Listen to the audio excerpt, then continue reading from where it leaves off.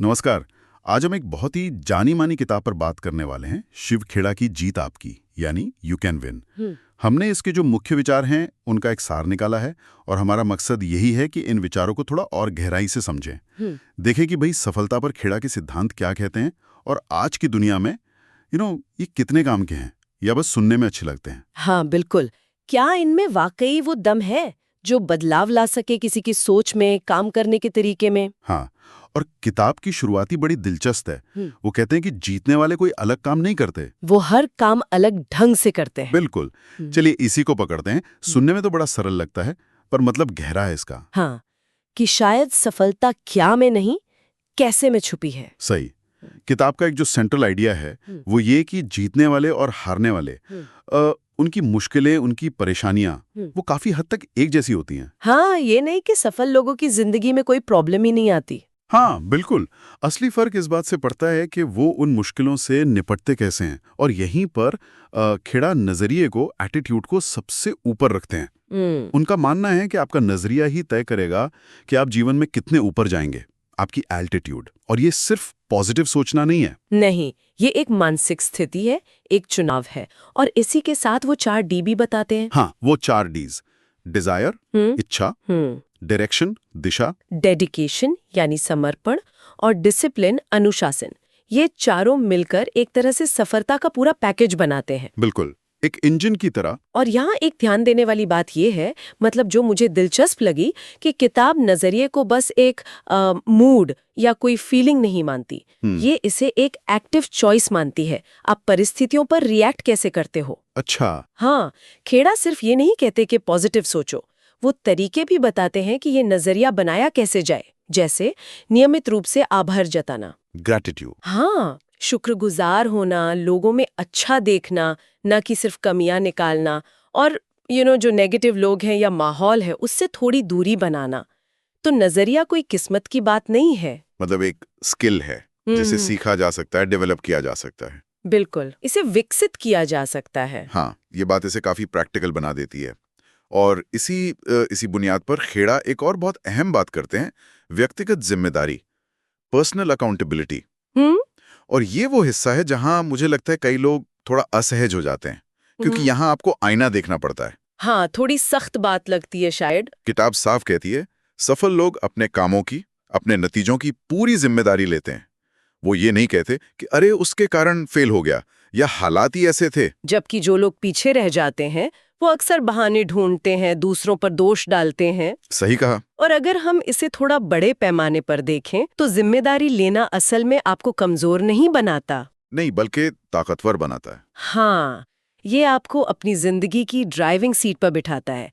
आप सिर्फ रिएक्ट नहीं कर रहे होते, बल्कि आप कोशिश करते हैं अपनी दिशा तय करने की। खेड़ा का तर्क यही है कि जब आप बहाने बनाना बंद करके उन चीजों पर फोकस करते हैं जिन्हें आप बदल सकते हैं, जैसे आपके विचार, आपकी कोशिशें, आपके रिएक्शंस, तभी असल में आप आगे बढ़ पाते हैं। ये खुद को कंट्रोल करने पर जोर है, ना कि बाहरी चीजों को। बिल्कुल, आप सिचुएशन को तो हमेशा कंट्रोल नहीं कर सकते, पर खुद को कर सकते हैं। ये एक बहुत शक्तिशाली विचार है वाकई। और जब हम अपनी जिम्मेदारी लेना सीखते हैं तो इसका सीधा असर हमारे अपने बारे में महसूस करने के तरीके पर भी पड़ता है। यहीं पर किताब सेल्फ एस्टीम, आत्मसम्मान और कॉन्फिडेंस, आत्मविश्वास की बात करती है। हाँ, ये जुड़े हुए हैं। खेड़ा कहते हैं कि आपका आत्मसम्मान आपके जीवन के हर हिस्से पर असर डालता है, आपके रिश्तों पर, आपके करियर पर। अगर सेल्फ एस्टीम कम हो तो इंसान मौके पहचानने से या उनका फायदा उठाने से भी चूक सकता है। बिल्कुल। और अच्छी बात यह है कि किताब इसे सिर्फ एक थियरी की तरह नहीं छोड़ती, वो आत्मसम्मान और आत्मविश्वास बनाने के लिए ठोस तरीके भी बताती है। जैसे ऐसे लक्ष्य तय करना जो रियलिस्टिक हो, मतलब जिन्हें हासिल किया जा सके, चैलेंजिंग हो पर इतने भी नहीं कि आप शुरू करने से पहले ही हार मान लें। छोटे मैनेजेबल स्टेप्स। हाँ, और फिर उन्हें हासिल करने के लिए मेहनत करना। हर छोटी जीत आपके कॉन्फिडेंस को बढ़ाती है। एक और तरीका है पॉजिटिव सेल्फ टॉक। आप खुद से कैसे बात करते हैं? बिल्कुल, क्या आप गलतियां होने पर खुद को कोसते हैं या उन्हें एक सीखने का मौका मानते हैं? किताब कहती है कि अपनी असफलताओं से सीखना, उन पर अटके ना रहना, यही आत्मविश्वास बढ़ाने का तरीका है। तो एक तरह से देखें तो ये सब चीजें आपस में जुड़ रही हैं: पॉजिटिव नजरिया, जिम्मेदारी लेना और फिर उससे बढ़ता हुआ आत्मसम्मान। हाँ, एक साइकिल जैसा बन जाता है। लेकिन इन सब को करने के लिए एक्शन में लाने के लिए मोटिवेशन चाहिए, प्रेरणा। और प्रेरणा और गोल सेटिंग पर भी किताब का नजरिया काफी प्रैक्टिकल है। वो इस मिथक को तोड़ती है कि प्रेरणा कोई जादू की छड़ी है जो अचानक से आ जाएगी। सही कहा। किताब का तर्क है कि प्रेरणा अक्सर काम करने से आती है, एक्शन लेने से आती है। काम शुरू करने का इंतजार करने से नहीं। हाँ, जब आप छोटे कदम उठाते हैं, आपको थोड़ी प्रोग्रेस दिखती है, तो वही आपको आगे बढ़ने के लिए मोटिवेट करती है। और लक्ष्यों को असरदार बनाने के लिए खेड़ा स्मार्ट गोल्स की बात करते हैं। हाँ, ये तो काफी जाना माना फ्रेमवर्क है।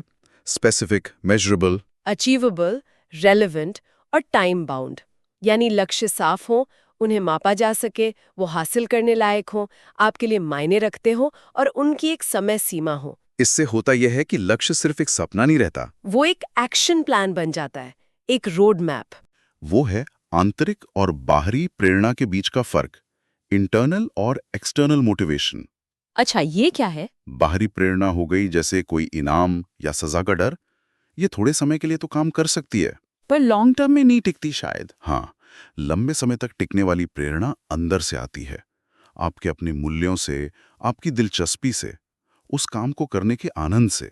किताब कहती है कि हमें अपनी इस अंदरूनी प्रेरणा को पहचानना चाहिए और उसे ही मजबूत करना चाहिए। ये बात सही है।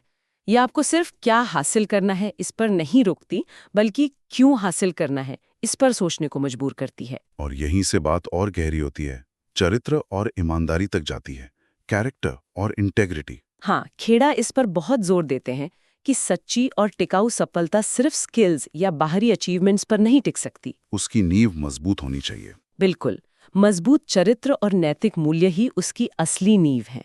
तो मतलब आप कितने भी कामयाब क्यों ना हो जाएं, अगर आपने वो कामयाबी गलत तरीकों से पाई है, या अगर आप ईमानदार नहीं हैं, तो वो सफलता एक तरह से खोखली है। खेड़ा के अनुसार तो बिल्कुल हाँ। वो कहते हैं कि इज्जत और भरोसा कमाया जाता है, और ये आपकी सच्चाई, आपकी ईमानदारी से आता है। अगर लोग आप पर भरोसा ही नहीं करते, तो आपकी सफलता का क्या मतलब? स्रोत में अध्याय 8 का जिक्र है, जो वैल्यूज और विजन पर है। ये बताता है कि एक साफ नैतिक दिशा और भविष्य की सोच रखना, ये सिर्फ सफलता के लिए नहीं, बल्कि एक मीनिंगफुल जिंदगी के लिए भी जरूरी है। ये मूल्य ही आपको मुश्किल समय में गाइड करते हैं ना? हाँ, बिल्कुल, आपका इंटरनल कंपस। किताब में कुछ और चीजें भी हैं जिनका जिक्र करना चाहिए, जो पूरी तस्वीर बनाते हैं, जैसे इंटरपर्सनल स्किल्स, दूसरों के साथ रिश्ते बनाने और निभाने की कला। हाँ, आज की कनेक्टेड दुनिया में तो ये बहुत ही जरूरी है। फिर सबकॉन्शियस माइंड, अवचेतन मन और आदतों की शक्ति का भी जिक्र है, कि कैसे हमारी गहरी आदतें हमारे व्यवहार को चलाती हैं और कैसे हम उन्हें बदल सकते हैं।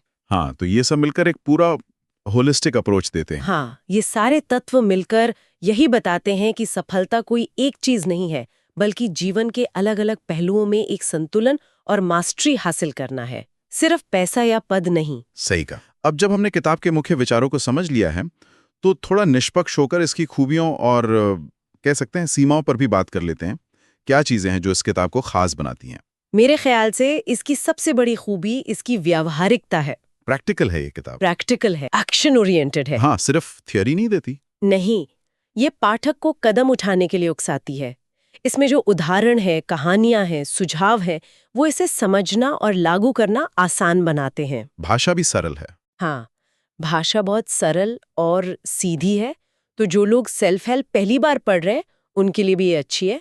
और इसका टोन बहुत प्रेरक है, मोटिवेटिंग है, जोश भर सकता है पढ़ने वाले में। बिल्कुल। और दूसरी तरफ क्या ऐसी बातें हैं जिन पर सवाल उठ सकते हैं, या जो कुछ लोगों को कमजोर लग सकते हैं? हाँ, कुछ आलोचनाएं हो सकती हैं। एक तो ये कि कुछ पढ़ने वालों को लग सकता है कि किताब में एक ही मुख्य संदेश, पॉजिटिव नजरिए का महत्व बार बार दोहराया गया है, बस उदाहरण बदल दिए हैं। हाँ, कुछ ऐसा लग सकता है। दूसरे, कुछ सलाह थोड़ी कॉमन सेंस जैसी लग सकती है, सामान्य ज्ञान। शायद जो लोग पहले से इस विषय पर पढ़ चुके हैं, उन्हें लगे कि इसमें कुछ बहुत नया या क्रांतिकारी नहीं है। और एक आलोचना ये भी हो सकती है कि ये मुश्किल चीजों को थोड़ा ज्यादा आसान बना देती है। हाँ, ये एक आम आलोचना है कई सेल्फ हेल्प किताबों की। ये कहना कि सिर्फ नजरिया बदल लो या जिम्मेदारी ले लो तो हर समस्या हल हो जाएगी, ये शायद असलियत से थोड़ा दूर है। क्योंकि भारी फैक्टर्स भी तो होते हैं। बिल्कुल, जीवन में बाहरी कारक होते हैं, सामाजिक दिक्कतें होती हैं, सिस्टमिक चैलेंज होते हैं जिनका व्यक्ति पर सीधा कंट्रोल नहीं होता। किताब इन बाहरी बाधाओं पर कम और व्यक्ति के अपने कंट्रोल पर ज्यादा फोकस करती है।